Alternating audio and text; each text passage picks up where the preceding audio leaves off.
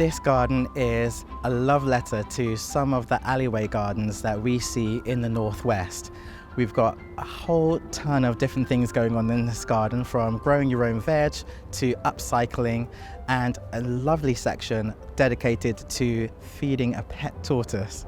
Once I had the consultation with the community, everybody wanted something completely different. Some people want herbs, some people want to upcycle, some people would like wildflowers.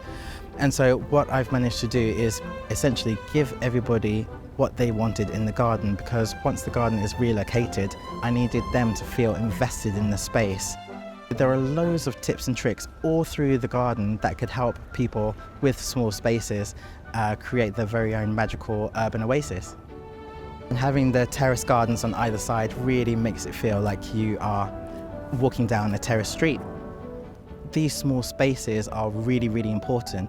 Each one of the designers who have created the terrace gardens have got a completely different theme, and they've utilized their small spaces in incredible ways. The apothecary garden is designed in a small space in a terrace garden, and every single plant here has a medicinal use. This garden is part of a bigger exhibition at the Tatton Flower Show, representing small spaces, terrace gardens and slim spaces. And the whole purpose of this is to show that you can be very specific about how you want to use a small space, and it doesn't just have to be a yard where you put your bins. There's inspiration right across here. So we really want this to feel like a small space that's achievable for people. So the Empowerment Garden aims to create an edible landscape that maintains a traditional aesthetic. It's got lots of features in it around biophilia, which is our innate desire to connect with nature, and about how we can use food and gardening to connect communities together. What we've tried to achieve is to have a mix of plants that are focused on what we would share. So when you're on a community garden, what we tend to share is preserves, jams, chutneys, cordials. So as you'll be able to see, all of the plants in the garden have an edible culinary use. You know, even though it's a square garden, by having the curves in the landscape, it makes it feel a little bit bigger. So that's why the battens are in this curve shape, and then also the bench follows that feature as well. I really like bringing a lot of colour into the garden. We've got an emerald green wall, we've got orange cushions. That's contrasting with all the purples and the reds and the whites and the greens in the planting scheme.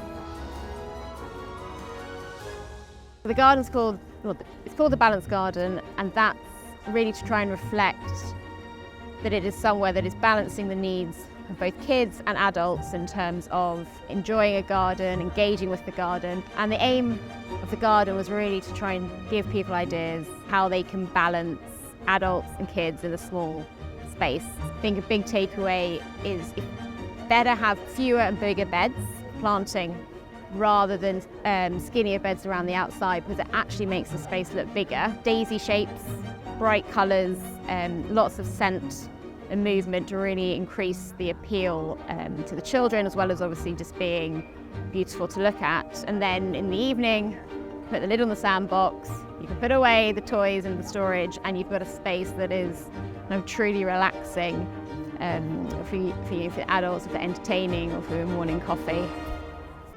The brief was to have a garden for a young couple who are really interested in nature and want to kind of have a wild area where they can really immerse themselves in the elements.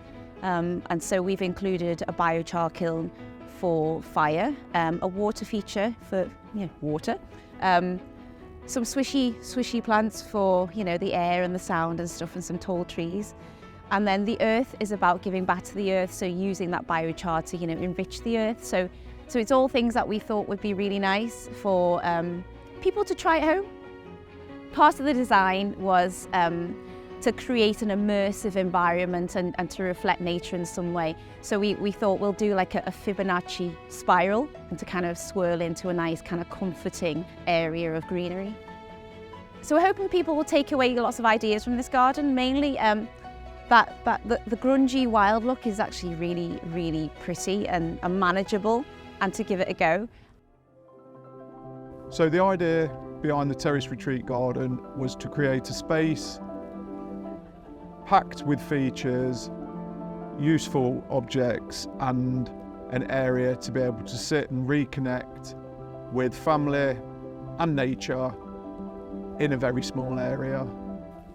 The colour palette that we chose for this design incorporates whites, purples, plenty of greenery. This space has been created with a lot of therapeutic value in mind. It's here to calm, relax and de-stress. The walk-through frames was inspired to basically draw you in to the main area, which is the aluminium pergola. The pergola has louvered roof, so you can enjoy full sun, or you can sit out here in the rain. I hope people are inspired by this garden, they like what they see.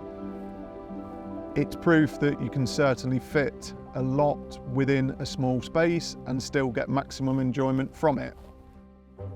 Brickyard is inspired by slim spaces, specifically Victorian brickyards that line the streets of thousands of homes across the UK. So my top tips for somebody who wants to completely transform their own slim space would be to use height and think big. Sunny walls can have narrow pollinators like jasmines. You know that you're going to get scent, atmosphere, evergreen and a sense of enclosure and softness in a garden. That combined with the vertical lines of the brickwork is all about drawing your eye upwards, and the flue being open gives you more space and depth. So the grow frames on the walls are deliberately used on a small footing with 3 or 4 times as much of the grow space that you would normally have in a bed. And things like the fig tree gives a huge amount of volume and takes up some of the borrowed space from above. Ultimately, you've got to be bold with what you do to challenge the traditional perception of what these environments are.